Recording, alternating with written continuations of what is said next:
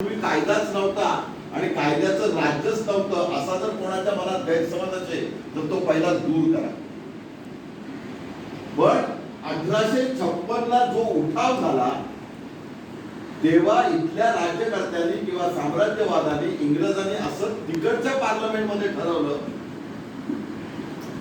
की भारताच्या वेगवेगळ्या मुलकात जे जे काही कायदे आहेत ते एकत्रित करून संपूर्ण भारताला असा कायदा आणला पाहिजे की ज्यामुळे आपलं अधिराज्य कायम राहील.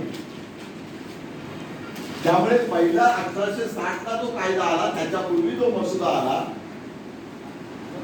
लॉर्ड मॅकेनले यांनी पार्लमेंटमध्ये भाषण केले. ते अधिपटलावर आहे, आपल्याकडे ते संपूर्ण इतिहासाचा वस्तुपाठ म्हणून वाचलं जातं. त्यांनी मुळातच कायदा का आणतोय हे तिकडच्या पार्लमेंटमध्ये इंग्लंडला जेव्हा भाषण केलं आणि तो मसुदा तयार केला त्याच्या सुरुवातीलाच म्हटलंय की आपलं साम्राज्य टिकवण्यासाठी लोकांना दहशत निर्माण होण्यासाठी कायद्याचा भीती राहण्यासाठी म्हणून आपण हा कायदा आणतोय. आणि म्हणून त्या कायद्याचं नाव आलं इंडियन पिनल कोड.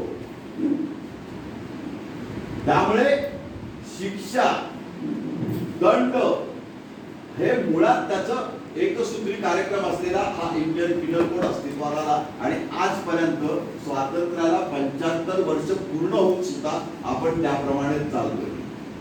त्यातले हे जे काही भाग आहेत मग तो राजद्रोह असेल, प्रत्येक ठिकाणी द्रव्यदंड असेल, शिक्षा असेल, ही सर्व मला माझं राज्य करायचंय ते सुरळीतपणे राहिलं पाहिजे. एकच संधी एकच छत्राखाली ते राहिलं पाहिजे आणि सर्व भारतीय नागरिक हे जणू काही गुलाम आहेत अशा पद्धतीने विचारसरणीतून हा कायदा आला होता. परंतु त्या कायद्यात काही चांगल्या गोष्टी सुद्धा होत्या. त्यामुळे हे कायदे वाईट होते का तर कायदे पूर्णपणे वाईट नव्हते. त्यांचा उद्देश काही अंशी वाईट होता इथपर्यंत आपण बोलूया. आणि त्यातलाच एक कायदा आला तो म्हणजे इंडियन एव्हिडन्स ऍक्ट. आणि मग या दोन कायद्यांना संपूर्ण फौजदारी प्रक्रिया कशी करायची याच्यासाठी निर्माण झाला तो क्रिमिनल प्रोसिजर कोड. आणि आजपर्यंत ते कायदे अस्तित्वात होते. 2 महिन्यापूर्वी ते कायदे बदलून आपण अधिकृतपणे नवीन कायदे स्वीकारलेले आहेत.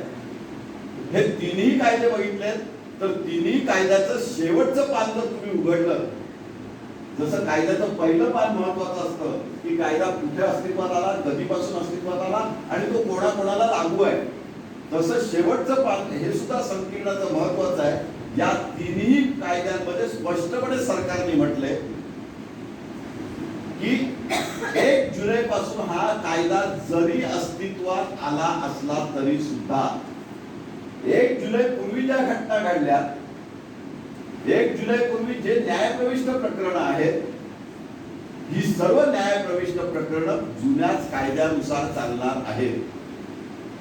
त्यामुळे 1 जुलै पूर्वी ज्या घटना घडलेल्या आहेत, ज्या चार्जशीट दाखल झालेल्या आहेत, जे एव्हिडन्स सुरू झालेले आहेत त्यांना आपल्याला जुन्या कायद्यांप्रमाणे चालायचं आहे. त्यामुळे हे जुने कायदे पासनात बंधन ठेवण्याची गोष्ट नाही. हे एक महत्वाचं आहे. दुसरं, 1 जुलै नंतर जे नवीन सीआर दाखल होणार आहेत किंवा नवीन ज्या घटना घडणार आहेत त्याचा कॉग्निझन्स 1 जुलै नंतर 1 जुलैच्या सीआर नंतर किंवा घटनेनंतर किंवा फिर्यादीनंतर घेतला जाणार आहे.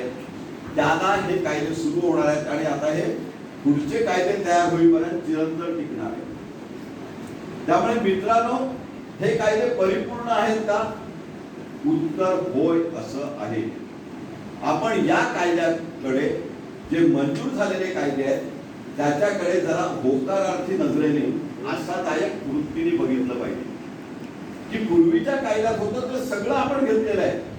त्यातलं जे टाकाऊ होतं, कालबाह्य होतं तेवढंच आपण वर्जिलेलं आहे किंवा टाकलेलं आहे. आणि त्यामुळे आजची संपूर्ण भूमिका माझी ही ते कायदे कसे आहेत, त्यातले सेक्शन काय आहेत याच्यावर असणार नाही.